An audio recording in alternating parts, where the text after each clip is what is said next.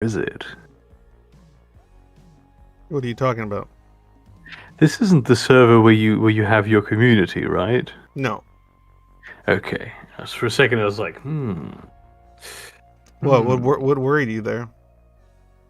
No, I wasn't worried. It's because I thought that was like it was like Zoids only, no girls allowed type of No. zone. No. I mean, yes, but no. Yes, but no. I don't know how to describe that. See how I framed this shot properly. We are using a Virgin setup here, which is exactly my old setup, but in the other corner of the room. Why are we in a different place than last time? Yeah. I mean, now you can really see how horrible the painting, like the paint on my wall is. It's horrendous. Yeah, it was like this when I moved in, so. Oh, it's okay. You don't have to lie. Um. So yeah, I just got the live stream started. It's real casual or whatever. It's not like last time. It's more like it's not gonna be like this formatted or like, oh, here are my questions and all this kind of shit. It's gonna be more Yeah. just like whatever's. But I have some ideas I really want to run across you. But before I do that, by the way, well, nobody's on There it yet, is. but what? Yeah. Let me also. I want to share this on my SM, my social media. Oh, do it. Yeah, I was gonna do it right now. Yeah. The only unfortunately the only SM we get is Discord because nobody uses Yeah. anything else in my world. But this There's no is the such. wrong channel. I'm also posting it on Discord, so I guess you guys can stream alerts exactly. Why does it look so fucking bright on my? Oh, that's because I'm looking at a fucking screen that's really bright. God, I hate the Discord camera. It makes me look like a ghost. Hold on. Um, Damn. huh? It really does. Yeah, it's the Discord camera. It's just because of the like I can't have anything bright on the screen, otherwise it look like a fucking ghost. And I wanted to do it like this because I wanted both of us to be on the screen at the same time, and I'm a boomer and I can't quite figure out how to run a Streamlabs camera so that we both appear and you can still see me. So like Well, I'm fucking retarded, so I haven't figured out that shit yet. from what I'm seeing, I can see both of us. No, yeah, we can see, but I set it up that way. But that requires me to use the Discord setup, and because of that reason, it ends up looking really stupid, and I hate it. Huh. Um, but as of right now, I'm just gonna be posting this thing, so anybody that wants to watch can. Because, like I said, the only way I can get a hold of anyone in my demographic, I guess, if you want to call it that, is via Discord, since none of them use any kind of things like Instagram or otherwise. It's just not a thing that I happens. mean, it's not like they're missing anything. It's, it's literally the worst fucking place on earth. Is that it's not even Instagram, it's Twitter, let's be honest. Oh shit! I Um, accidentally called it. Fuck! I called the stream the wrong name. Damn. You can change the name though. Yeah, though I'd like to know. I would have to do it via YouTube, right? Yeah, you just go to the into the live streaming room and into Because like control center. yeah, Live stream. fucking idiot. Ah man. Okay, hey, what's up? S- How you doing, Brady? Let me change that shit right now. What? I feel fucking. Wait, Brady? Oh, it is Brady. It's okay. It's the Brady. It's my Brady. Oh, it's your Brady. You have a Brady? Mhm. Well, that's Yeah, cool. you also have a Brady. I feel like everyone needs to have a Brady. Well, we should always have one available to us at any given Yeah. moment. Okay, here we go. So I just fucking changed the goddamn name to it because I'm an idiot. So let me change it right now. Mind you, I haven't been doing as long as yourself, so I'm still learning here. I still shit goes wrong all the time. It's like YouTube is deliberately designed to be So inaccessible, especially on the back end. for shit to just go wrong constantly. Yes. Yeah, yeah. I mean, for me, the Omnissiah hates me anyway, so fucking I have a word I'm gonna coin today. I hope you're ready to hear coined word that no one's ever said. damn. I'm It's very, I'm curious. Oh yeah, you should be. The what was it? Uh, I haven't decided if which word I like, which phrase I like more. I call it either anomalous cognition, Uh-huh. or I had a few, or yeah, anomalous cognition. I don't like aberrant because that sounds like kind of pejorative. Um, or some of the other things I could call it. But here, there we go. Okay, so everything's set up. Everything's good. Oh, I already Well, got I fucking mean, I five people. think Hey, what's up, Ninomo? What's up, E-Man? How's it going? My regulars. My few regulars. I think actually the way I'm seeing it, you have the nice looking webcam now on the stream. Oh, You no longer look like a ghost. I don't know what changed. Oh, that no. The only reason is because I took off the super bright browser shit I was searching. Because I like, See. for some reason I gotta turn the brightness. Dude, I have the fucking the night mode on my shit going, and it's still bright as fuck. Because I hate that whole blue light garbage. So Oh yeah, I yeah. always run that weird kind of brownish night mode shit on my screen like nonstop. Like I never have it off. And even then, like when I open the Google, and the problem with Discord is like on my OBS, I can actually manipulate the brightness and everything. I can't really do that on Discord. So it's just kind of does whatever the fuck it does camera wise. I guess I Discord can. does have like a black night mode, but that one isn't rolled out yet No, fully because no, I haven't been able to find it. no. So as long as I have it set up like this, it's fine. Okay, so I just have this little picture up here because it's kind of what it's gonna get into. It's well, on my Yeah. list, weaponizing autism of sorts. Okay, so what I wanted to talk about with you today, and you specifically because well, you're a talker and you're cluster A on top of that. So and I wanted a cluster A that wasn't the same kind of cluster A as me, and to get a different perspective. So the discussion today is going to be about something that I guess it's a anomalous. I call it the anomalous cognition hypothesis, that I kind of constructed in my head over the course of like a decade, and it's gotten further and further more complex and interesting. The more I discuss this and have conversations regarding it, especially with other schizoids and other types of cluster A's and things like that. And what I'm proposing is that due to, well, if we're talking the schizoid, due to the emotional as well as the social disconnect that it causes from childhood onward, generally, to develop, I guess, the schizoid perception or the manner in which schizoids perceive or understand or learn from the world, it causes you to essentially create a different form of interacting with the world or a different sort of cognition that isn't doesn't fall in line with what would be conventional, especially when you're studying things like evolutionary psychology, or things that generally would fall in line about human behavior, fall in line about how humans react to things like psychological reactance, different things like that, how they don't align with certain types of I guess personality disorders, because it's not just the negative symptoms. Because when people talk about personality disorders, they just talk about how it makes one dysfunctional in this manner or that manner, right? But what it doesn't talk about, especially when we're speaking on the schizoid, is how because schizoids are emotionally disconnected from themselves, and so they don't develop a normal sense of identity, and because they see no reason to connect socially because due to the same factors, a lot of the motivators and psychological reactants and so on, and even things like, if you're familiar with Jonathan Haidt, even ideas like moral intuition and things like that develop differently and are completely derailed and go completely different directions, right?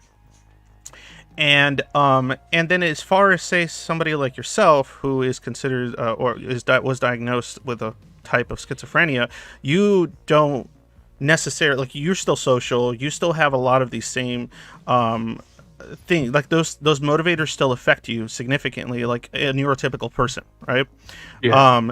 But you still have this, as you've described before, these really strange sort of they call them like schizophrenic style or idiosyncratic pattern recognitions, right? Like very Yeah. kind of non-neurotypical manner in which you interpret or perceive or connect patterns and things like that. So we, even though me and yourself are completely different in that sense, there's like a bridge there between the neurotypical and the non-neurotypical, or the neurodiverse, or whatever you want to fucking call it, right? So it's kind of funny to me. I feel like cluster A's are essentially develop a different form of thinking, especially schizoids, because of that disconnect, in which our thinking runs contrary to what is normal human behavior, as far as how to perceive, understand, or interact with the world. And I'm not even just talking on a social level. I'm talking like on a meta level, like how we perceive reality itself. And because of that, I think that we can be used in very positive sort of human progress sort of ways, that maybe we were used in a non-secular fashion, as we discussed before in the past. Like maybe we were the shamans, we were the garden hermits, we were the wise men, we were the the crazy person that you would go to get your alchemical thing for and then never talk to them again. So the local witch or sorcerer or something. So whatever you wanted to call us, like depending on the time period and culture and everything, right? There was always that eccentric sort of weirdo that was used for different things, whether they were taboo but useful kind of concoctions, or whether they were like an official part of like the cultural establishment as a shaman or whatever you want to call it, within a village or a group, some kind of social setting, right? And what I'm proposing is that that still can happen, but in a secular fashion. I'm proposing that there is a secular manner in which we can be just as useful because of our disparate form or our anomalous cognition. It's so weird. It's so hard to I've been talking about this for a while. I mean, okay, so I see what you mean. It makes sense. It makes a lot of sense. And it is like, it's so this saying about like, oh, there's a every bit of genius has at least a spark of madness. You can see, I have to. It's the camera. I have to set it up so that you're it's stack not. Of It's hentai, like or? just a beanbag. This is a League of I have Legends T-shirt. Oh, okay. Well, my hentai's over there. That I purchased as a birthday present for a guy last year, but the party didn't happen because of Corona, and I still have it. It makes a lot of sense.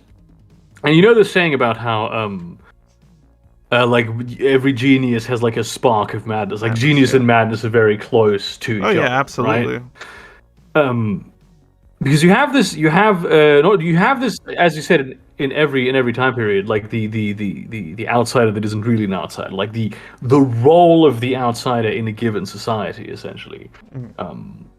Which even when it's tabooized, it's a part of that society, and it makes sense even in an evolutionary context, because people like to think that when you talk about like, oh, human evolution and all that, it's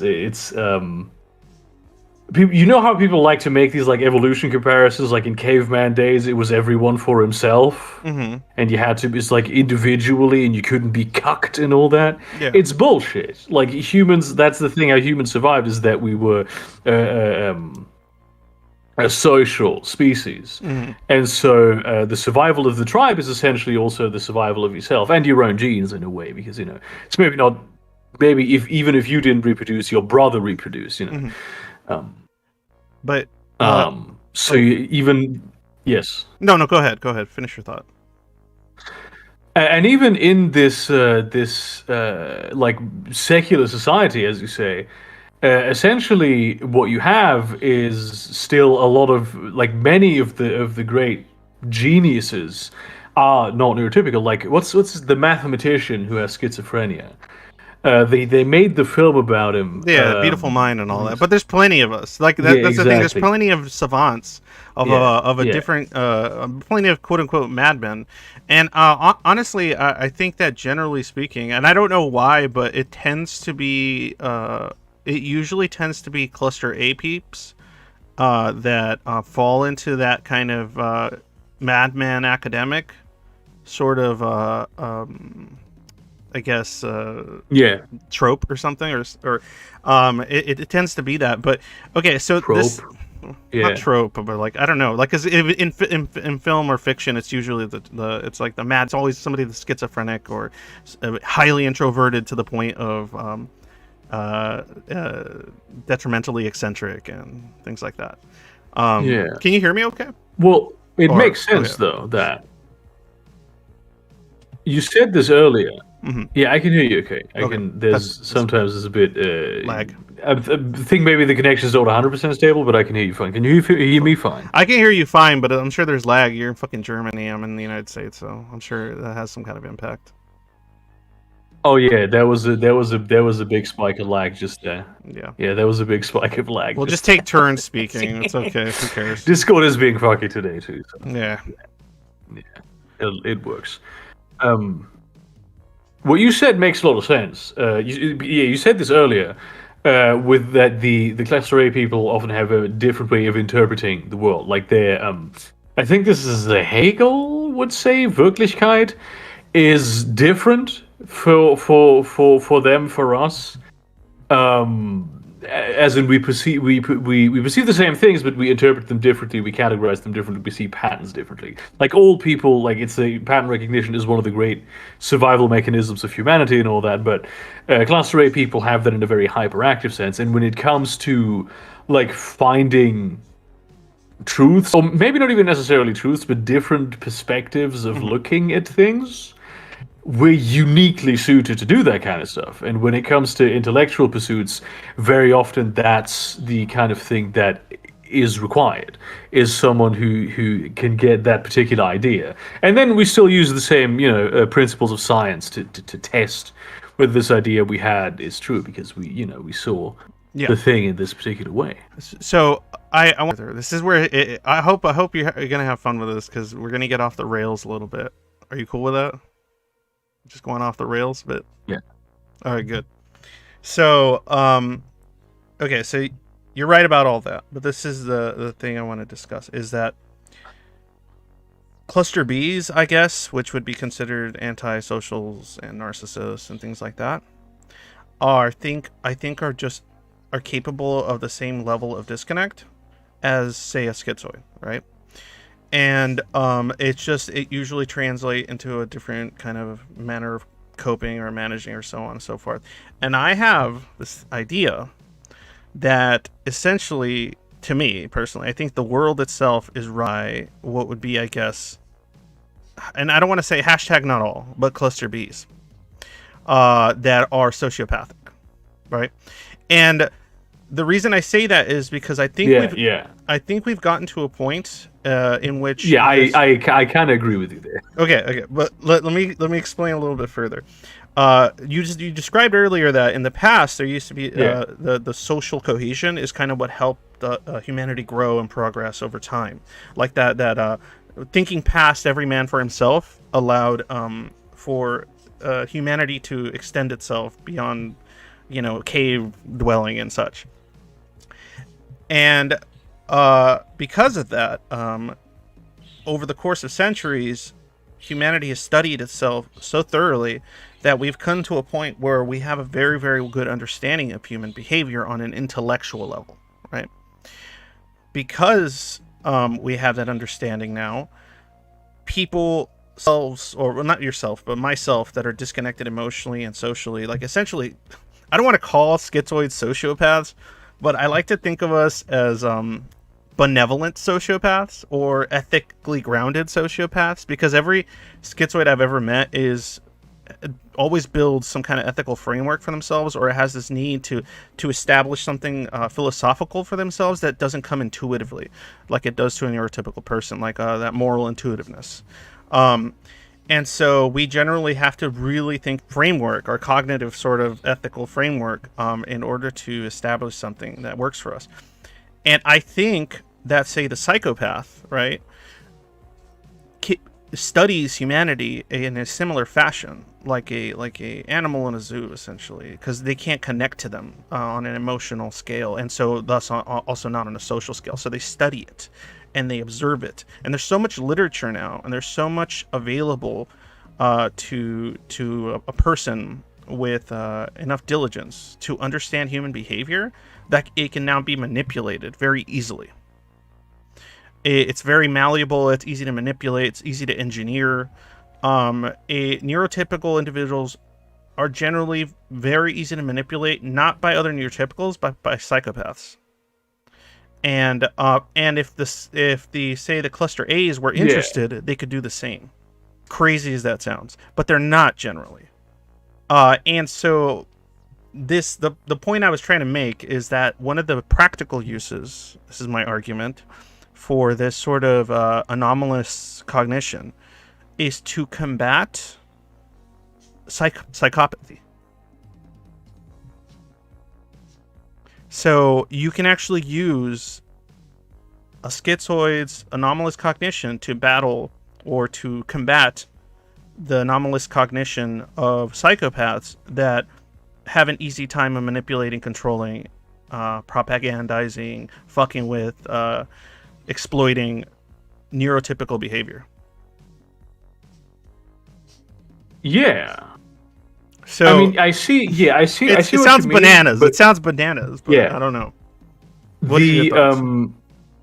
I'm not sure if maybe you're like. Do you mean this in a? Because the thing is that in order to basically control society, you need to control the neurotypicals, right? Yes, because they're the majority. And it's but if you but their behavior is very easy to. It's easier to manipulate and understand because it runs congruent with things like social paradigms. It runs congruent with things like culture. It's more consistent too. Identity based on culture. Human. What's it called? Human. Bring cohesion, like not cohesion, like certain ideas that spread worldwide, and there's like sometimes worldwide almost paradigms about certain concepts that are popular, and there's a lot of stuff like that. But when you have somebody that's schizoid, what happens is they become an island of a man. Like no man is an island. That's not true. The schizoid is an island, and so what happens is they don't fall in line with a lot of those biases, paradigms, and things of that nature, because they don't have any need to. They don't have any motivation to be connected socially or emotionally. So it runs contrary to what we understand about evolutionary psychology. We tend to like divert from those commonly understood ideas about human motivators, human psychology in general. And so, and that's why, what do they call it? Abnormal psychology, right? That's usually the term used. And that abnormal psychology is something that you can use in a practical way to. The schizoid is an island. I'll take that, William, like that. To combat the very people that are doing these things. But we have to find a way for neurotypical individuals to see the worth of neurodiverse people that are not looking to, manipulate people, not looking to hurt others, not looking to do so. And then what I meant by the schizophrenic being, like yourself, being a bridge is because you're neurotypical in a social sense, but your thinking isn't, right? And so because of that, you can almost translate between the totally socially devoid and the neurotypical individual, because you're kind of like in between both worlds. Yeah, that's what I was gonna. Because the problem is, you can have schizoids that are just completely immune to all of the propaganda, and they genuinely just have it figured all out. But like, who are they gonna tell? Yeah, well, that's the thing. They're an island. Well, I mean, we're a lot of us are Yeah. socially awkward. Honestly, I myself, based on what I've learned so far, I myself am an anomaly amongst, I guess, schizoids, because I'm willing to like throw myself out there and have these conversations and talk and be essentially force myself to be somewhat social, in order to what I believe to be as an important conversation and a very important thing for us, I guess, as a community or whatever the fuck you want to call us. But yeah, because we cringe at that fucking phrase, right? Because it implies the problem is a lot of the structures in society, a lot of the things that are set up and to cater to the neurotypical thinking and to what human beings have developed. Even if you're like a totally adamant about evolutionary psychology, like those things are what helped sort of shape what we have today framework wise. And and like I guess understood human behaviors which shaped the world around us. But when you have people that live outside of it, like there's even an issue with, say, academics. Like if we're talking academics or high IQ, big brain individuals that are that write very important theories and literature over the course of centuries and stuff, they still fall prey usually to their time period, right? And what's weird about the schizoid is that because they become an island, they're almost not pariahs, but they're almost they're disconnected from that very thing too. They're usually disconnected from whatever cultural or social paradigm of that time period. So we didn't see through that lens. Like we didn't replicate or mimic and intuitively work our minds through that lens of that time period or whatever you want to call it. So we felt even alien. So regardless of where you throw the schizoid, whether it's 100 years ago or 200 years ago, they're never going to feel at home with the world around them. So so it doesn't matter. It doesn't matter when you throw the schizoid in there. But nonetheless, when you do the same thing with, say, a psychopath, right? That's also sociopathic, then they are disconnected and alienated, but then they take advantage of it in a malevolent fashion. Yeah, well, that's the thing that I wanted to mention this earlier. It's not necessarily because we know that cluster A's have certain uses. I think cluster B also have certain uses for society. Like, for instance, that's why I say not all. Like, I'm not trying to fucking paint all cluster B's as bad people or anything. Even sociopaths, because they are very good at making extremely difficult decisions. No, but that's what I'm saying. I think the schizoid is the ethical sociopath. I don't know how to explain it. I think we're that actually. You saying that it actually makes sense because I mean I always think of the surgeon, right? The surgeon who, like, earlier in the day, a child died on the table. Mm-hmm. And the neurotypical surgeon is now going to have a bit of a, maybe not as concentrated because the brain is full of, like, oh, what, you could have saved that child, even if that's objectively not the case. Mm-hmm. The sociopath is going to have, like a BLT at the cafeteria and then go back to do their job, And I suppose... but the psychopath would... say be intelligent enough to say a murderous psychopath that's also a surgeon would be intelligent enough to be able to murder people on his operating table in ways that would look like he did everything he could. But and he would still have his BLT and then probably think back on that and enjoy it. The schizoid or the more benevolent sociopath would have the BLT, and then when asked how he felt about what happened, would say, it was unfortunate, and I wish I could have done more, and mean it. On a ethical level.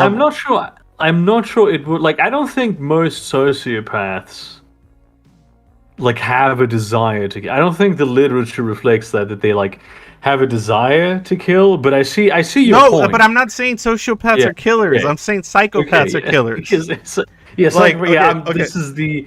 I'm still with that whole definition. I'm trying to separate. Like, look, I'm not a psychologist here, but I'm an armchair psychologist, if anything. Yeah. But my point is that's how I see it. I see the sociopath is kind of like something that occurs, like sociopathy or social. What I don't know what the word would be is something that occurs like almost like a force, right? And then Yeah. the direction, the more important part is, are they going to go towards psychopathy or psychopathy or whatever, or not? And Yeah. why? Are they going to become antisocial or asocial? Yeah. Well, Um, I mean, the thing there is like it's the antisocial personality disorder. It's psychopath and sociopath are not really. So it's you can basically call it whatever. I know what you mean though. yeah, I'm That's not sure important. what That's phrase important. to use. Like, I would say the Yeah. one thing that, say, a schizoid would have in common with somebody with antisocial that is like really malevolent, would be the disconnect, the emotional disconnect and the social disconnect. I Yeah. would You'd think that have a. those things would be in common. Just that. I'm not saying It's anything else. yeah. It's the lack of empathy, but not the lack of shame. Because the thing about antisocial is that they have no shame Mm. for what they do. You know what I mean?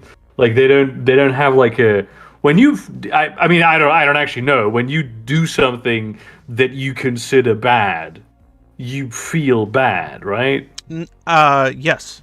And in my own kind of different sort of way, Yeah, it's not like I start crying or anything. It's more like yeah, I feel like an idiot, or I feel yeah. like I could have done better, or I'm better than this, or something. But you know what? That actually brings to mind something else that's interesting because you said that. I don't know if you ever read *The Righteous Mind* by Haidt. No. But anyway, the idea is this thing called moral intuition, and it gets complicated. But the idea is that there's some moral things that are prescribed, and that human beings just do them because, say, there's a rule in place or a discomfort of the idea of the consequences. And then there's other moral intuitions that seem a little more engraved, but they don't necessarily, but they're almost connected closer to something like evolutionary psychology. Like, there's a genetic component to morality, in that like, if you tell, he describes in the beginning of the book, if you tell a small child, they've done studies on this, something like, oh, if you go to school, like, would you, if there was rules about wearing uniforms and the boy didn't wear his uniform, is that bad? And they would say yes. And they'd be like, why? Because there's a rule. And then they ask them, well, if there was no rule, would it still be bad? And then they would say, no, it's fine if there's no rule. What about if the teacher says that they can not wear the uniform, even though there's a rule that there's a uniform like policy? And then the child would say, well, that's fine because the teacher said it's okay, right? But then when asked, is it okay for the boy to hit the other students, like hit them, right? They would say, no, that's bad. And then they would go, well, what if there was no rule about not hitting other students? And they would say, no, that's still bad. And they would say, well, Yeah, what if the teacher said they could hit the other students? And the child would still respond with, think about it, and respond with, no, that's still bad. So yeah, there's certain things that are kind of intuitively kind of built in some genetic capacity or some evolutionary psychology capacity about morality, because that also makes sense. it's not just socially constructed. Yeah, Because there's certain things that, like, if you tell a child that's, like, growing up in a somewhat healthy environment, they're going to still say, no, hitting each other is not good, but wearing a uniform, that if there's no rule, it's okay. Or if the teacher says to break the rule, then it's okay to break that rule about not wearing your uniform. That's okay. yeah. But if the teacher tells you to break the rule of not hurting other people, I don't know about that one, researcher. So, I don't know what point I was trying to make with that. Damn it.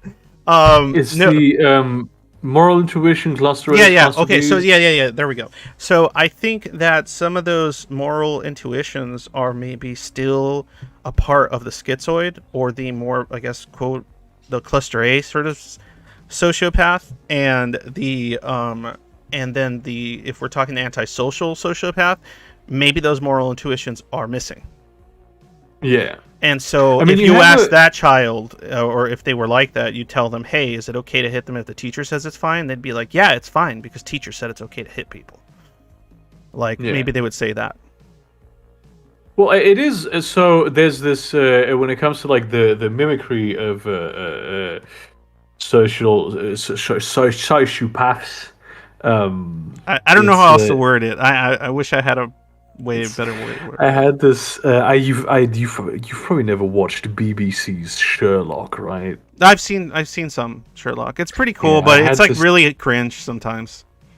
Like Yeah, I had it. the So whole at some like point, that shit's stupid.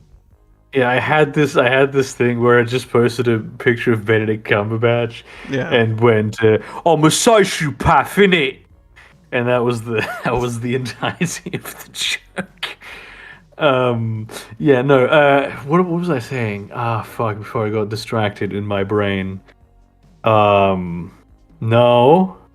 Some autists, like people with autism as well, are sociopathic in Yes. some sense.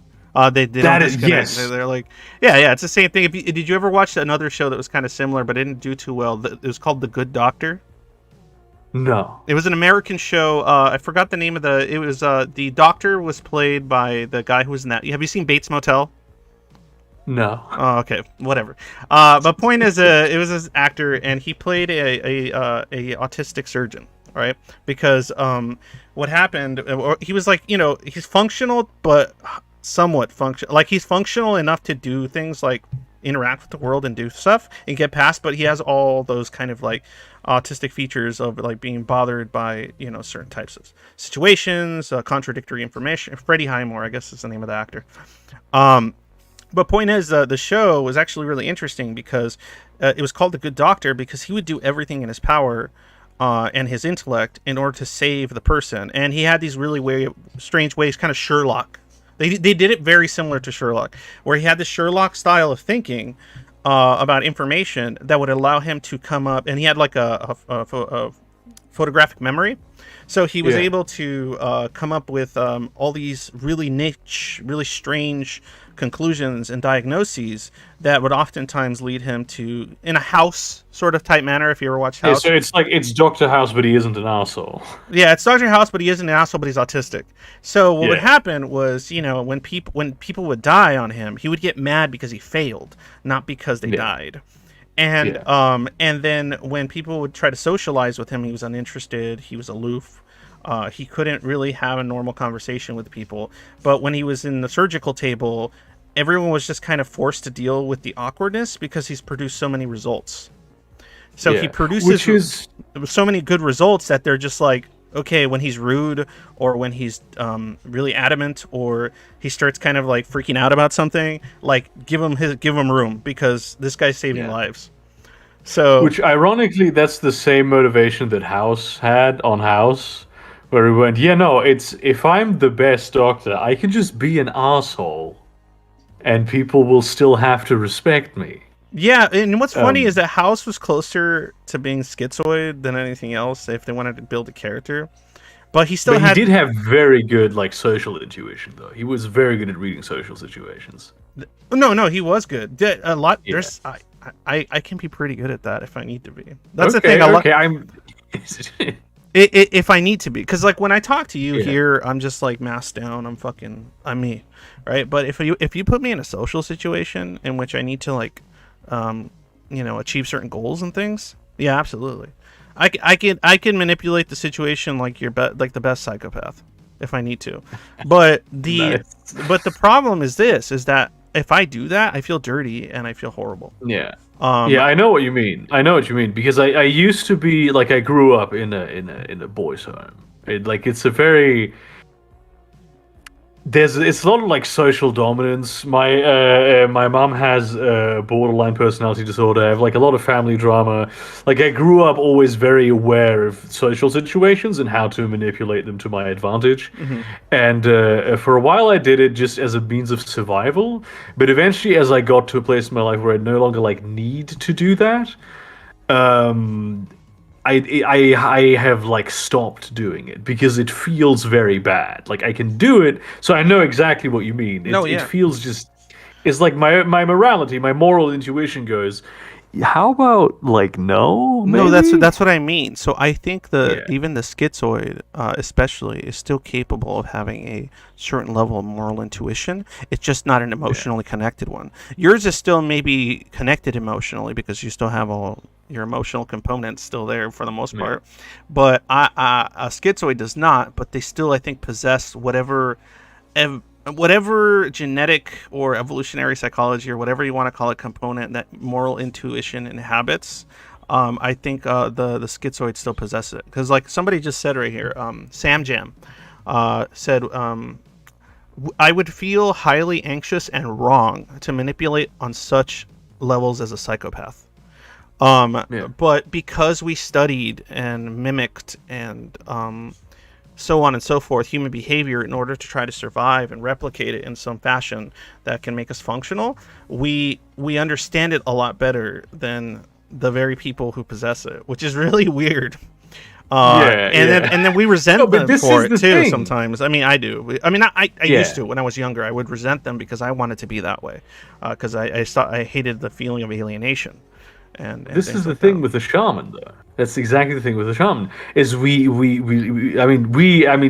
in different ways learned it, but this is why people go to the shaman for advice on Hmm. that because they have for them the neurotypicals these social things are so intuitive that they never think about it, and so Yeah. the shaman can point, oh yeah, it's this and that you're doing. How What do did you you mean you know? don't think You must about be it? it must be magic. It must be the spirits talking to Yeah, you. no. It must be, you know what I'm saying? Like there's definitely a secular sort of position you can take when it comes to like Yeah. how these wise men but maybe they themselves believed they were connected to some higher power, but in But they reality, also were just high as shit at all yeah, times. Like but that's the life. they were able to see these patterns and these things about human behavior that were intuitive to people because so they just kind of did it, and to them, maybe to the shaman, those things were intuitive. They felt somewhat alienated. Maybe they were schizoid too, but they got a position in life that made them feel at least somewhat welcome into humanity, Yeah. to where they're like, oh, this is my calling, this is who I am, you know, this is some kind of identifier, some kind of thing like that. And and yeah, that's the point. It's kind of funny to think about because I have one thing I have trouble, and like say the conversation I would want to have, like the translation I would want via someone like yourself would be, how do I explain this? How do I explain this idea to people or to neurotypicals without making them feel like I'm saying that we're like some fucking ubermensch super class of big brains and that you're lesser than because you can be manipulated and so on and so, like, how can I say it in a way that's like, hey, I help you, you accept me, I can help you against the bad people that want to hurt you guys, let's work together, let's work toward human progress, toward like truth and good things. Like how do you think that could be presented in a way that wouldn't it wouldn't trigger the psychological reactance of a Yeah. neurotypical person to be like, hey, are you trying to say you're better than me? Are you like, I've had people tell me that the conversations I have with others, like on the stream or whatever, that we sound like we think we're smarter than everyone, right? Yeah. And it's like, no, man, I think I'm an ape. I'm just a different kind of fucking ape. Like, I'm stupid. Yeah. Like it, and I want to use my stupid to help your stupid, and then you can use your stupid to help my stupid. Like, and like, that's all I want. Like, it's reciprocal altruism. That's what I want. Reciprocal Yeah. altruism, not a dictatorship, not a fucking technocracy of some kind. That's not what I'm interested in. I'm not like, we are the Schizoid chosen, yeah, the technocracy. schizoid, yeah, exactly, the schizoid It's technocracy, man. Like, cluster A technocracy. I mean, that's the thing. The only reason it's not possible to have a cluster A technocracy is because most of us don't have the drive to manipulate, Yeah. control, or seek power. Like, we don't care about power. Like, we just want I to be don't want power. no, Yeah, we want to be yeah, I left the don't want fuck it. alone, and we want to Yeah. just grill. Like, most of us are grillers. Like, the cluster A's are grillers, but with just weird thinking and creative patterns and blah blah blah. But we're still just grillers. We want to be left the fuck alone. Want to grill 4-dimensional chicken steak.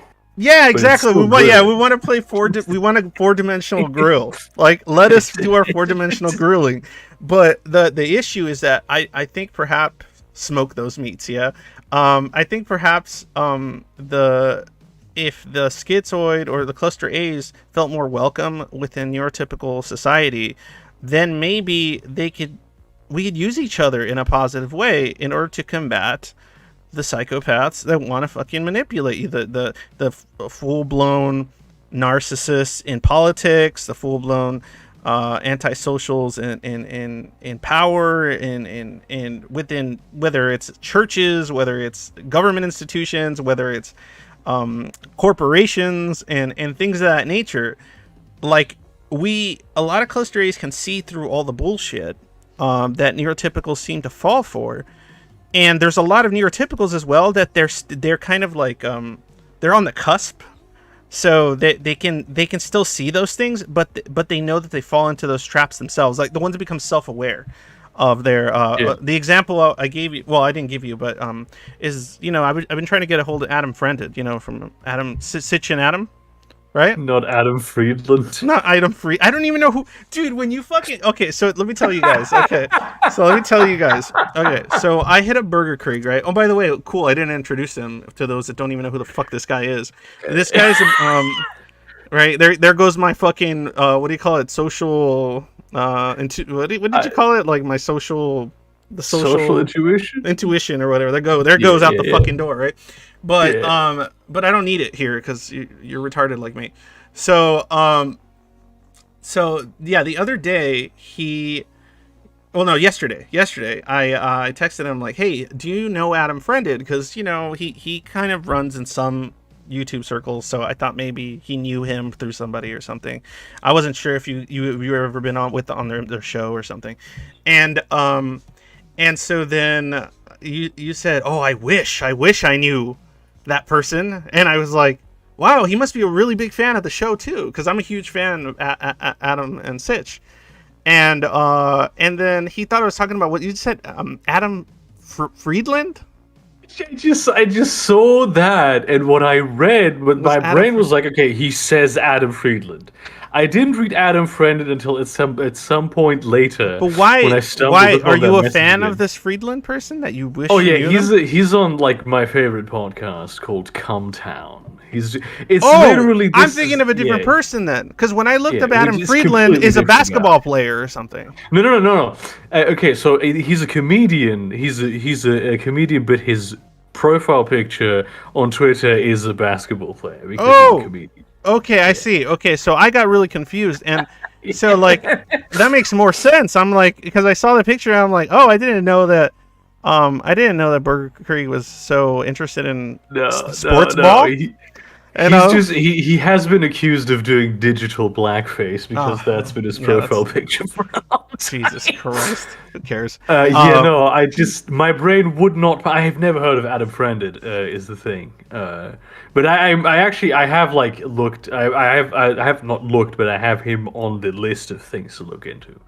Okay, so but yeah, okay, so that makes more sense now. It's the Come Town Yeah, podcast. Okay, I didn't know the guy because I sometimes. listen to a Yeah, lot of podcasts and I don't really know the names of yeah, the people, because I don't yeah. care to. Well, he's But unless the he is the title. girl of the podcast. Oh, okay. Because I usually, unless the podcast has the name of the hosts, I won't know the name of the hosts. Yeah. Like, but Well, Adam come, Stav come, Nick come. It's come oh, town. okay, it's Come Town. Got it. Um, Um, but no, getting back to what I was saying about Adam Friended and stuff. Adam, what I like about Adam and Sitch as well, is that they're. I mean, I would say that they're very neurotypical. In their thinking, they're like pretty normal guys. Especially Adam. He doesn't have quite that kind of weird sort of thinking that sometimes Sitch kind of gets into. But somebody told me to hack the planet. I think I wasn't sure, but hold on, my fucking thing is going bananas here. There we go. Okay. But he's self-aware. He's like a neurotypical that's self-aware of things like moral intuition, psychological reactance, things like that. Same thing with I don't know if you've ever seen Aiden Paladin. yes, Okay, so yes, I. I know Aiden Paladin. Okay, I don't know how you. I don't know about your reaction. I'm not too sure. I can't quite pick up what that meant. Like disagree It's with her videos and yeah, stuff. it does mean a lot of things, so it's not one thing. It would be like getting into it would be like drama stuff, like personal drama stuff. So it's not even Okay, something we that can I do that. We can do that off the air. yeah Anyway, yeah yeah so but my point is because sometimes she shows up on their show and it can be entertaining.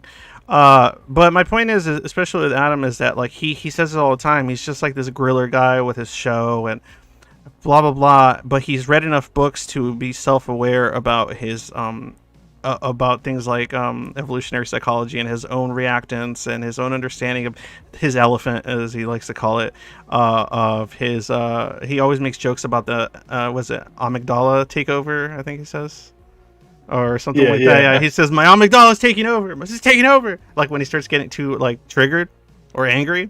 Like so they make jokes about it all the time because they know they fall into those traps. They know that they're very susceptible to them. And it's people like that I'm like, oh, cool. Like, I can have a conversation with one of these guys in this way, and they might not have the same kind of, like, weird reactance to, like, me saying something like, my thinking's different than yours, and blah, blah, blah, and my brain can see things that yours cannot, and without feeling as if I'm trying to fucking impose some power dynamic on them, like some kind of weird... yeah. It's like, oh, I want to take power over you, or some bullshit like that. Because that's like the last thing the Schizoid wants. Like we don't want it. Like we don't want to even interact because the world seems so foreign. Much less, try to control. It's just not an interest. Yeah. That's why a lot of the times, if you look up information when it comes to Schizoid, we have like considered it's the most doom pilling fucking shit on the internet. But they consider us to have like some of the lowest life.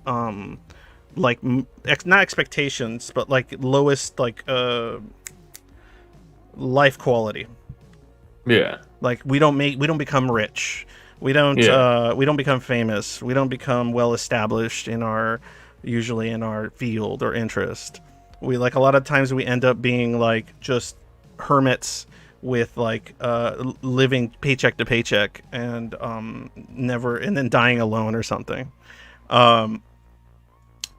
And so I want to change that is what I'm trying to say. I want to change that. I want to make it so the Schizoid is not dying alone, a hermit with no ambition, but to find a new form of ambition, not connected to the established framework that we've discussed, that neurotypicals possess. And I feel as if you can get the Schizoid and other cluster A's and remove those stigmas and help them become a more integral part of society in a positive way, it can benefit both, I guess, society as a whole in some respect over the course of generations, long after I'm dead, and it could also help neurodiverse people in those departments live happier lives, live more fulfilled lives.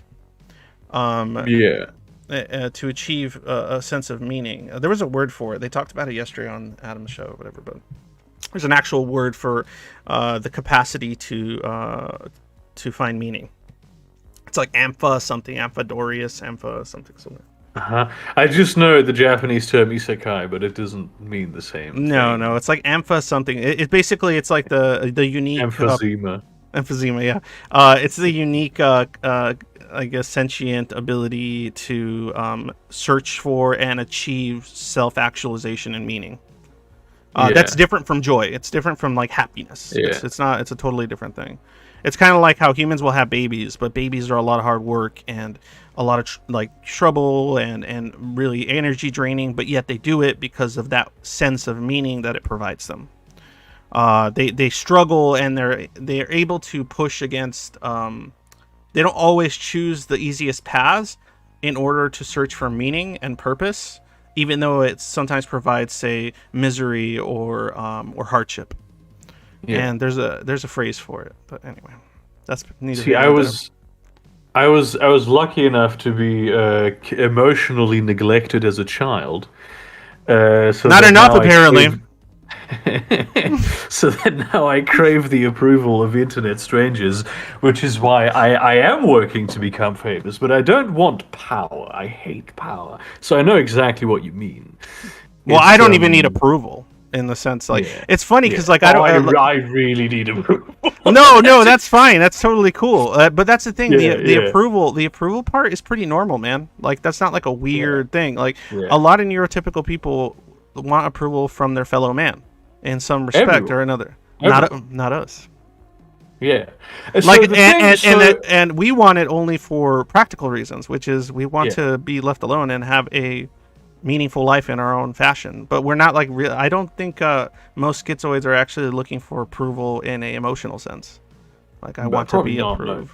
Like, but anyway, go ahead. Sorry. So I've been thinking about this a bit. This whole notion of basically explaining this to neurotypicals without coming off as like elitist, right? Yeah, that's what I Um, point. How do we? How does one go about Difficult. doing that? Yeah, fuck yeah, that's difficult. It's super Difficult. goddamn difficult. Because So I know that currently, socially, in like in the West at least, there is a sort of movement to basically like this is a big cultural change that is happening where neurodiverse people are gaining more acceptance and we're more happy with them. It's very medicalized, like in the sense of this is how you can give these people a normal life, which I'm not sure is the right approach. it's a terrible approach, especially for the Yeah. schizoid, because we tend to be very self-sufficient, Yeah, and exactly. Like and it how makes do us I feel like help the pitiful. schizoid? Yeah. It makes us feel How do pitiful. I help? How do I help the schizoid live like a neurotypical person? That's not the right approach. We don't want to live like a neurotypical person. Yeah. We can't. So this is something that I found that has always. I've always found it weird, but this is something that a lot of. I mean, I guess I've never seen it in terms of people like not cluster A people, but that does apply pretty well. That anything that is different, it needs to be either superior or inferior, and that's a concept that has never really made sense to me. Same. It's a raspberry, it's a strawberry. They're different things. Neither is superior to the other. They're just, I mean, they're rather similar. But say a raspberry and a cantaloupe, right? A raspberry and a cantaloupe. Very different things. I wouldn't say any of them is superior to another. Depends on the purpose, right? And it's I also wouldn't subjective. yeah, it's subjective. I wouldn't make a cantaloupe clafouti, but I made a delicious raspberry clafouti the other day, which you refer to as it looks like a festering wound. What did? I'm sorry. It looked like a festering wound to me. I mean, it doesn't mean I wouldn't eat it, but Yeah, it was. nonetheless, I ate the rest of it today. It was very good. looked like a cyst, but it's okay. But yeah, but it doesn't need to be inherently superior or inferior. And I think that this is a thought that is very intrinsic to neurotypical people often. Because actually I don't know why. Maybe it's because of like a certain like being very involved with like the social dynamics of the whole thing and the dominance hierarchy, as some people call it in like Evo Psych. Yeah. And also because people are just insecure. Like that's everyone is insecure, and if we live in a world now where being different is celebrated, right? This is, I mean, this is the thing that we'll. It's It's celebrated. It's celebrated in the patronizing kind of way, right? But and also not- it's celebrated in a fashion that makes even less sense to most schizoids I've talked to, because of they're very focused on this the ego and identity and things like that. Well, yeah. Don't really, they make even less sense to me than ever. Like the world makes less sense to me than ever now than say in the late 90s or in the early 2000s. Like this world's, to me, the world is becoming progressively confusing and absurd because everything's so identity focused, and a lot of schizoids are so not about some identities type stuff like that. Like we're so disconnected from those kind of things. Like like being a Latino, being a human, Yeah. even I was actually just here. You might find this interesting. I was having this conversation with another person on the server. He actually did the art on my like live stream thing. He did the art for my like channel thing and everything. Nanomo. Yeah. And they're trans, right? And I was having a conversation with them about how one of the things that I guess people with gender dysphoria and say a lot of schizoids have in common is that we have, I guess, essentially what would be a neurological or cognitive dysphoria, in the sense that, and that's how I kind of came to this hypothesis that I have been developing, is that we have all these kind of like built-in aspects of what makes us human, all these kind of psychological aspects that are genetic and predisposed to human behavior and stuff like that. But because of the nature of how we developed and we perceived and we interacted with the world, our mind doesn't fall parallel to our brain like functions. Yeah. The way they were designed. Like the brain is designed to advocate and help specific types of behaviors that are evolutionarily successful. But our mind then is incongruent with that, so it's almost like a neurological dysphoria. Because we fall into, like, we catch ourselves going like, why do the contradictions that occur are horrible, because what happens is that, like, I go, why does my body or some part of my brain want this thing that if I take part in it, I find psychologically reprehensible and difficult, and it causes me nothing but discomfort, like say socializing. Yeah. Right? Yeah. So like, why does my brain want me to be not lonely, even though I want to be isolated? So I want to be isolated, but I don't want to be lonely. How the fuck do both those things exist in the same brain?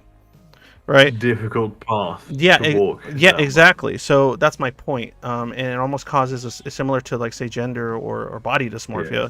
or it's kind of like a similar situation where you feel like you're in a flesh suit or a brain that doesn't quite fall in line with your I guess what you would be your mind, or the intangible aspect of the self, whatever that may be, the soul or what have you.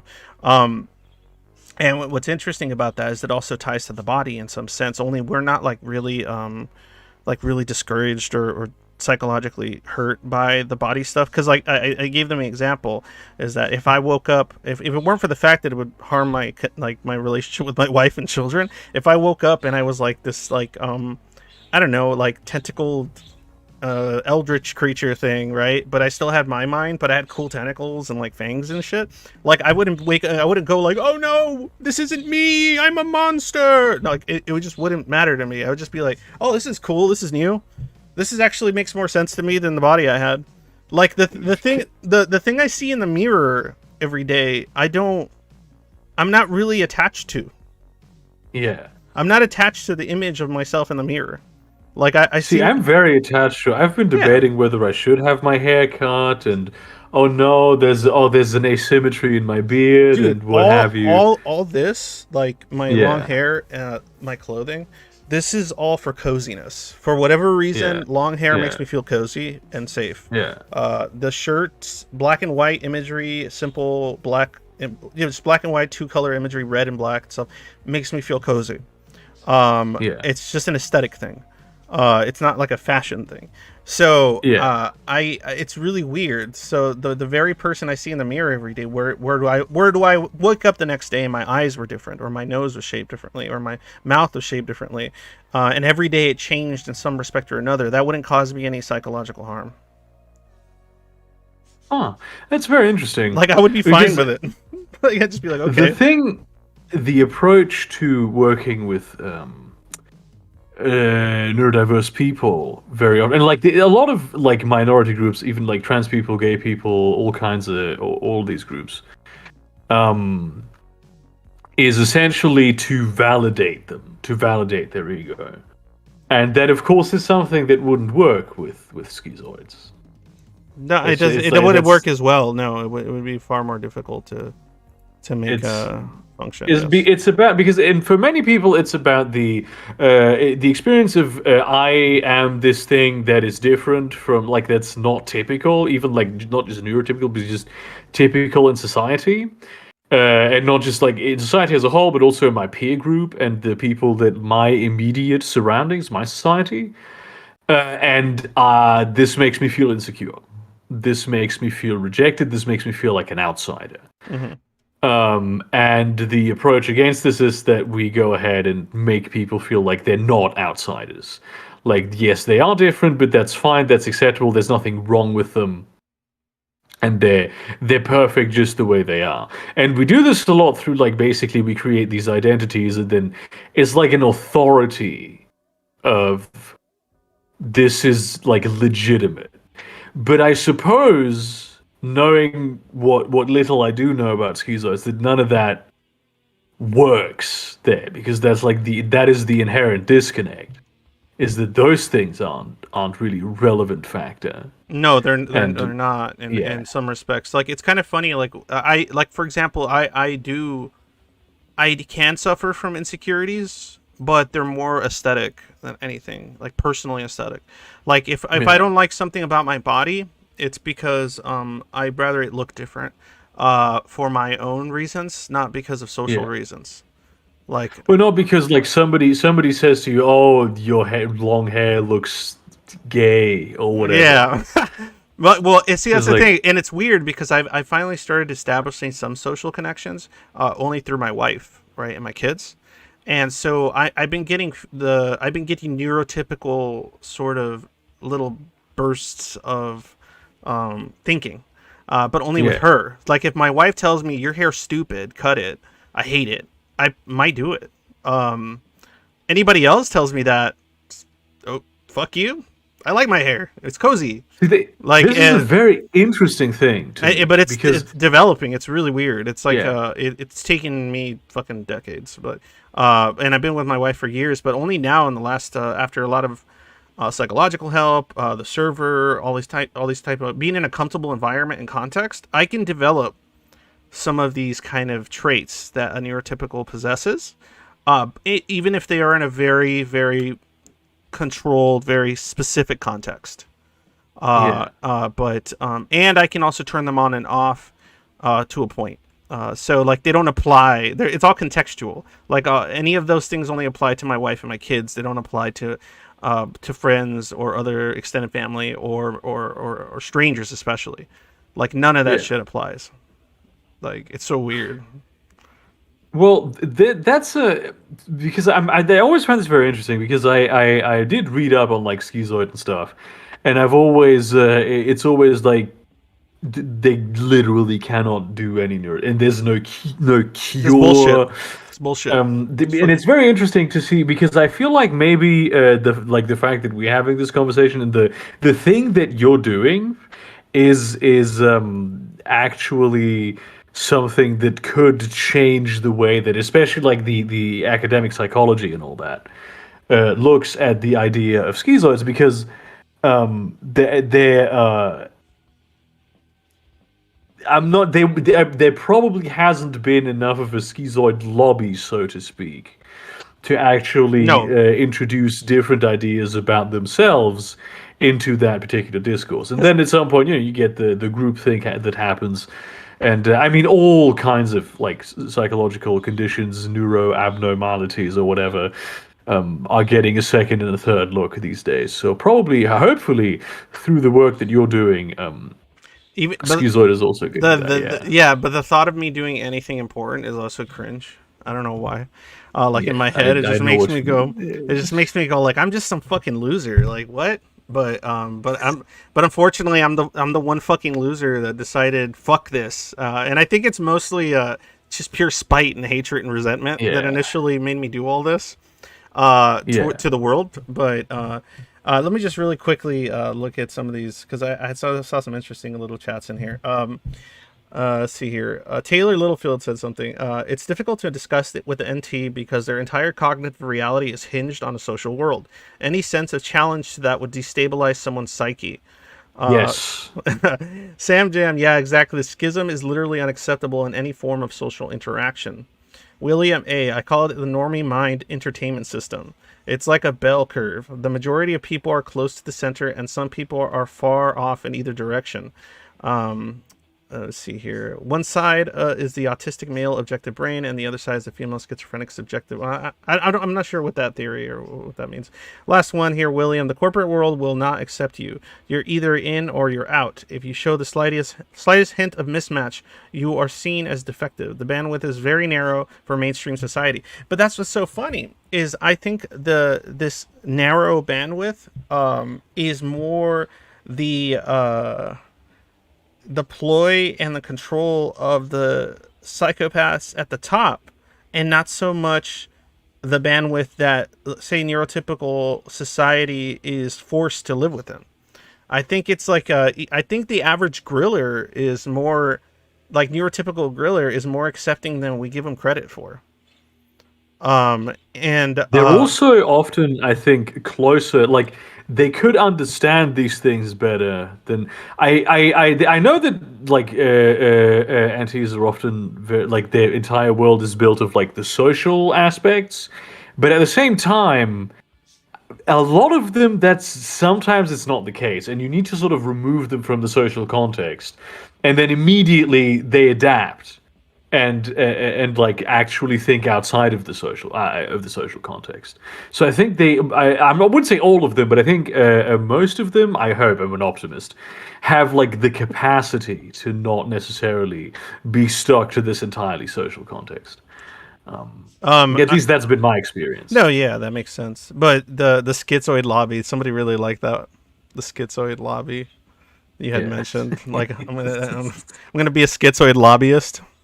I'm gonna fucking show up and be an activist. We're gonna hold. Yeah, what would a schizoid march look like? Holy shit! Like the fuck? Like it would just you would have no problems. Like you know all of the things you have to do now when you want to protest with the masks and the keeping your distance, not talking to each other. Oh, that would be perfect. That part, but we would never go. It would just be like a schizoid march would just be a street that we rented out or we got a permit for, and there's just going to be a pile of signs on the ground. That's a good idea, though. I mean, like, legitimately a good idea to just like illustrate a pile of signs all over the ground, and we're not actually there. Like, that'd be the best. I've thought about ways like that to kind of promote, I guess, schizoid awareness in ways that wouldn't contradict the very nature of the PD, and ideas like that would be it. You would have to do like some really weird kind of experimental forms of non-social activism. Yeah, this comes back to the I remember this now. This comes back to the whole thing of the not wanting to be like elitist, right? So yeah, a lot of this is the way that like the current culture is. It's about being special. People want to be special. If you're not, if you're normal, then you're boring. You want to be special, and so when a lot of NTs will look at people who are special and see them as like higher than. But then if you're a person that you need to be to NTs, you need to be humble about the thing that makes you special. Mm-hmm. If you go, yes, it is true that what you are telling me that I see the world in a different way, then immediately they perceive you as arrogant. Do you think if we presented or I presented myself in the way that I kind of do, where it's just self-deprecating, it would be useful? I think it's more. I think that is more that is more better than more better because I've seen this. I see this a lot in people with autism.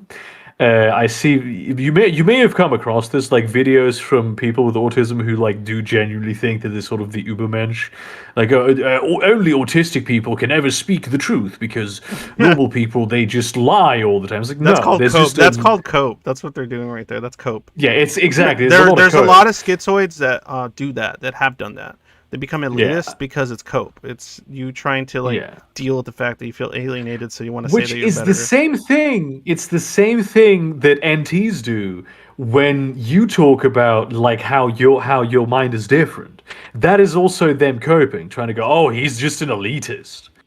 It's the same. It's just the other side of that coin. So maybe self-deprecation is a good way, because like I want to present myself as, hey, my thinking's different, and so are a lot of schizoids and other types of Yeah. cluster A's, and that our thinking can be Yeah. useful, and we're all just stupid fucking dumb monkeys that are trying to survive in a cosmically indifferent universe. Hey, why don't we work together instead of be crushed by it? Like that'd be cool.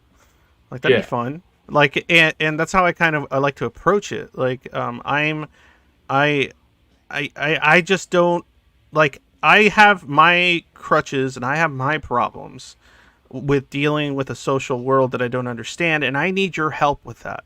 And you have crutches and traps that you fall into because you're a social creature. Let's help each other out.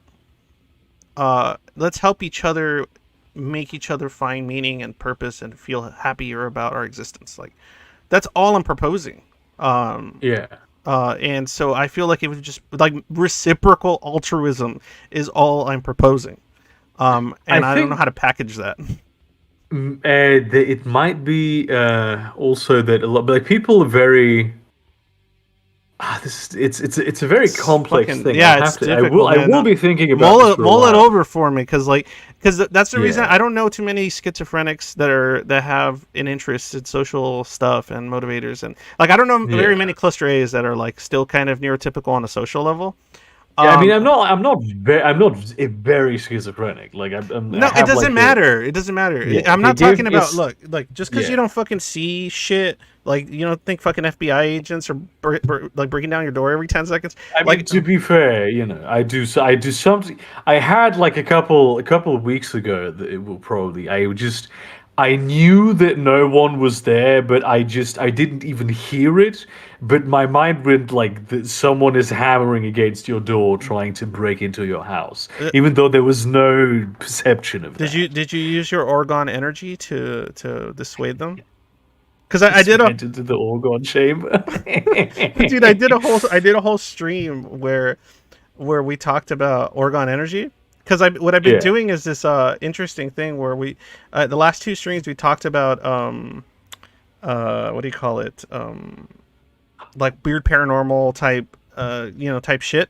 And the reason I'm discussing it, not because oh it's so cool, it's so spooky, so fun, but because I wanted to approach subjects that are controversial, confusing, or usually laughable in a schizoid kind of thinking framework with other ones. So we've been I'll have like other schizoids on, we'll talk about things like we talked about the Georgia Guidestones, right? You know Yeah. the Guidestones, is you familiar with those big tablets that have like Oh yeah, that like amazing prank. yeah. So, but the Rosicrucian, they're not even. It's not even a prank. Was it a prank? Because I mean, I don't know. Nobody, well, I don't think that it's anybody knows what Rosicrucian. it's from. It's So, yeah. Rosicrucian. It's like occult stuff. Because Okay. what's weird is that a lot of schizoids, if you look up like the overt covert shit about us, a lot of us are very interested in the occult and esoteric. And the reason we're so interested in it is, I think, like if you want to just talk on a realistic level, is because we're always searching for meaning and purpose because we can't seem to find it in Yeah. a social world. So so then we gravitate toward these really esoteric things and really strange things. And so yeah, we were talking about the Voynich manuscript, we were talking about the Guidestones, but then later I did a whole stream on the Orgon energy thing. And yeah, that's how part of this discussion happened. Like you had a guy who came up with some really interesting ideas. The government decided to burn his fucking books because it was dangerous somehow. That, you can somehow was it control the weather via orgasm energy, and Yeah. all this strange shit. And I'm like, yeah, like it and then approaching those really interesting subjects via this kind of different sort of lens, like cluster A sort of lens, is kind of cool. It's kind of fun. I see. That's the thing. I don't think that is necessarily the different lens. I think most of all that stuff comes from cluster A people. No, that's the point. That's the discussion we had. Yeah. And Yeah. it was how like this guy, like if you would have gotten this guy, Wilhelm Reich, right? If you would have got Yeah. Wilhelm Reich and put him in a situation in which he felt more cozy, more comfortable with the less alienated and turned into a pariah, but by the neurotypicals around him, he might have been less paranoid, less prone to some of the more outlandish or negative things he did, like radiation experiments that ended up hurting his daughter and via orgone energy. What he called, if you combine apparently radium and orgone energy, it transmutes and becomes negative orgone energy or some shit like that. But point is, he probably wouldn't have gone through these very destructive routes had he had a better context or environment in which he could produce results or his ideas, right? And that's kind of what I'm saying as a whole. That also is a thing where a lot of neurotypical people find a lot of meaning in the like esoteric stuff, in occult stuff. But even though that is drawn primarily by cluster A people. So that is already a niche that we occupy in society. I feel like what the goal should be is to make like more of that. You know what I mean? My channel before this one that didn't quite do was Esoteric Ramblings, which is what me just reading ancient occult literature on stream, and then just like for the first time I was just reading ancient occult literature on stream and then reacting to it because I've never read certain books that are like hundreds of years old, and I decided to read part of it. No, but I exactly, but I was doing it and it was fucking fascinating and interesting, and there's just so much there. But anyway, I think we're getting off the whole point and all the subject, and you probably have other shit to do, But yeah, man, mull over this idea of I guess, like I said, I want to coin it anomalous cognition.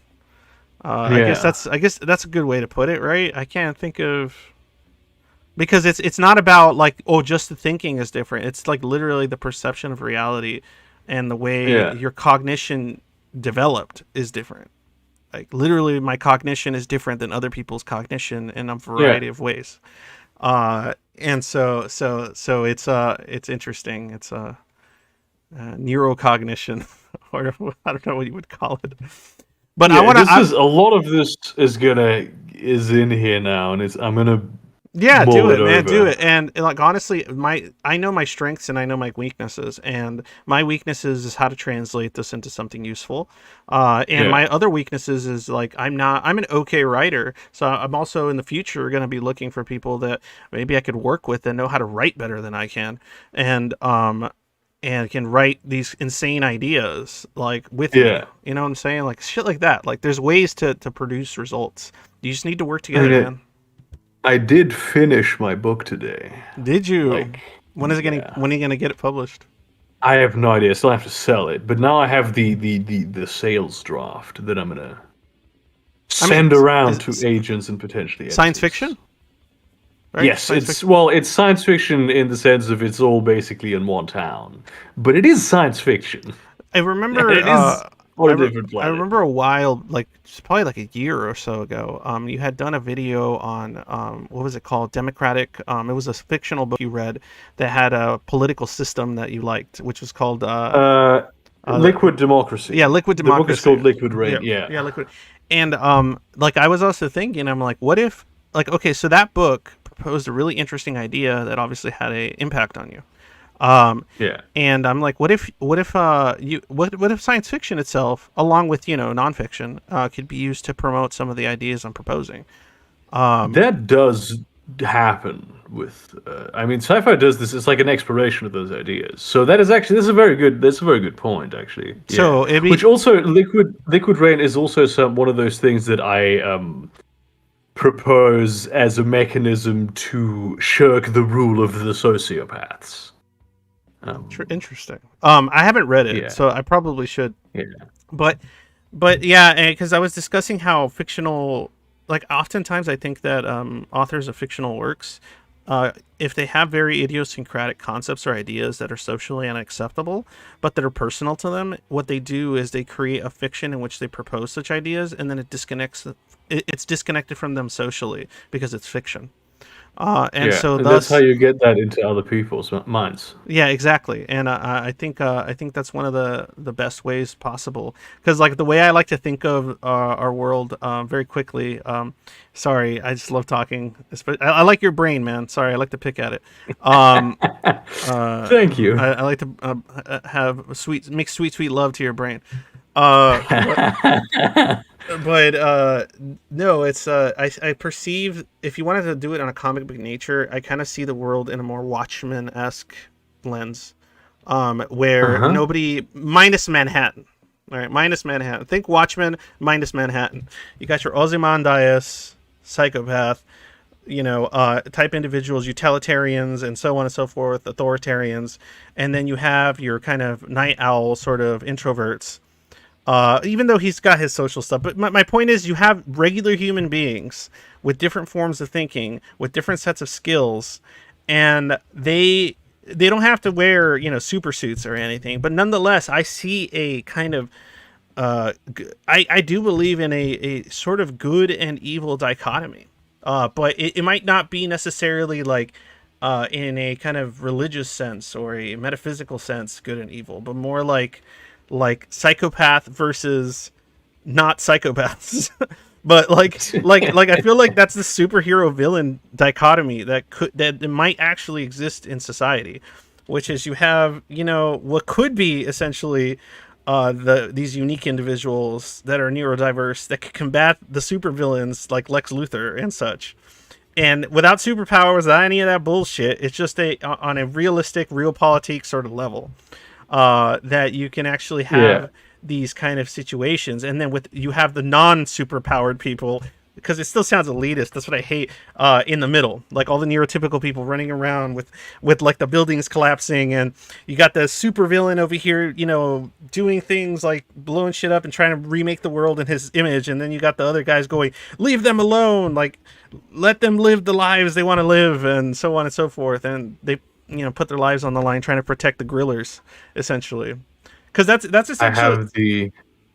have the superpower thinking that vampires are trying to I kill mean, me. it's kind of like, how about this? It's kind of like Superman. If you're familiar, are you familiar with Superman? Yeah. Okay, I Superman. mean, not super, but oh my god, I just realized what I said. I am familiar with Superman, yes. Okay, I don't know what you said, but No, but I said not super, but that wasn't on purpose. But I am man, familiar with I don't know what you're Superman. referring to. I'm just not super familiar with Superman, but Superman. Got it. Not I super. know of Yeah. him. Okay, so Yeah. with Superman, the situation is this, and this is one thing I always found kind of interesting, and I learned this from a friend that loves Superman, and why he loves Superman is that the man is bordering on omnipotent, right? Like not Yeah. omnipotent, yeah, he's bordering on a god. He's a god essentially, but he's made the conscious decision of allowing humanity to develop on its own accord, because he himself is not a human being. He's a Kryptonian or whatever, and he doesn't Yeah. feel that he should dictate the manner in which humanity should go forward, because his responsibility is to merely keep them safe, but not to control them in an authoritarian fashion, and Yeah. that's it. And and it's kind of like that philosophical position is kind of like the one I feel like that would be the best one to take, which is, it is our ethical duty to do what we can to keep things stable and so on and so forth, but we don't want power. We want to be Yeah. just as much of a griller as the person that as the like, we want to be Clark Kent. Yeah. Like we want to be Clark Yeah. Kent's, like in our own way. We want the grillocracy. That's what we want. We want the grillocracy. Exactly, man. Like I just want peace, quiet, and tranquility. And then let me read my books, and let me write my fiction or read my fiction and play my video games, Yeah. and Yeah. suck dick or eat pussy or whatever you're into, and that's about it, man. Like let's just like, can we stop? Can we stop with this bullshit that we keep doing to ourselves? These cycles that Yeah. humans perpetually keep themselves in, like endlessly. Can we be the thing that helps them stop these cycles that we've accepted as part of human behavior or the human condition? Like, can people that live outside of what is conventionally the human condition help humanity stop falling into the same traps? And not for reasons of achieving power, but for reasons of just creating stability. Can it be done? That's the question. It's never been tried. I'm realizing more and more that I have thought about very similar things to this. Mm-hmm. So now I have like a certain Yeah, I could see your eyes. I could see. yeah, yeah. I know autistic eyes. That's why I like talking to you. I don't have autism. I want to point out that I do not have autism. Guys, he has autism. No, I'm just kidding. No, no, but it's just the darting eyes is like a thing. Like, you ever watch Elon Musk do that shit? Yeah. It's like this weird darting eye thing that we tend to do when we're thinking and like really profoundly about something, and then even when we're talking, we dart our eyes a lot. It's really strange. I don't know. Anyway, all right. Thanks a lot, man. I've taken up enough of your time, and I hope you enjoyed this conversation, and I hope the people out there enjoyed hearing about this, and hopefully it leads to some good shit. Peace out, guys. Oh, do you want to say anything before? Yeah, no, it's been nice. I've enjoyed this, and I'm gonna go play video games now. Okay.